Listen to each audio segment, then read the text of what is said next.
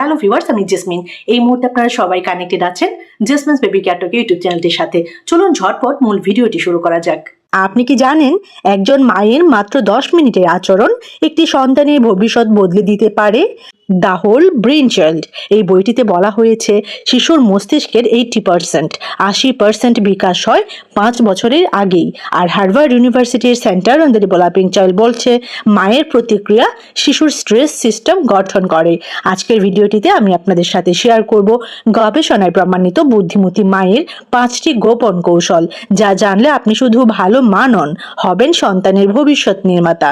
ভিডিওটি শেষ পর্যন্ত দেখুন, কারণ 5 নম্বর কৌশলটি 90% মা জানেন না। প্রথমে আমরা জানবো ইমোশন ফার্স্ট, লেকচার লেটার। গবেষণা কি বলে? ড্যানিয়েল গোলম্যান তার ইমোশনাল ইন্টেলিজেন্স তথ্যে বলেন শিশুর ভবিষ্যৎ সফলতা আইকিউ নয়, ইকিউ নির্ধারণ করে। তো কৌশলটি কি? বাচ্চা ভুল করলে আগে অনুভূতি স্বীকার করুন, পরে উপদেশ দিন। ভুল কোনটা? তুই সবসময় এমন করিস কেন? সঠিক কোনটা?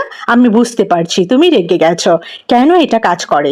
এতে অ্যামিগডালা শান্ত হয়, প্রিফ্রন্টাল কর্টেক্স সক্রিয় হয়। বাস্তব একটি উদাহরণ দিই। একটি 6 বছরের শিশু খেলনা ভেঙেছে। চিৎকার না করে মা বললেন, তুমি হয়তো খুব হতাশ ছিলে। ফলাফল কি হলো? শিশু কান্না থামিয়ে কথা বলতে শুরু করলো। 2 নাম্বার বিষয়টি হচ্ছে স্মার্ট প্রেজ ফর্মুলা। গবেষণা কি বলছে?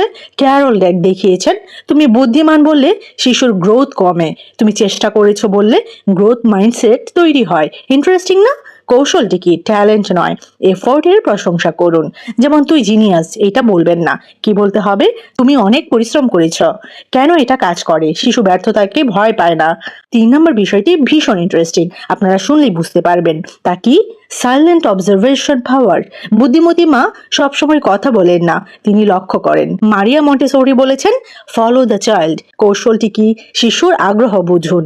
যদি সে গাড়ি নিয়ে খেলে, গণিত শেখান চাকার মাধ্যমে।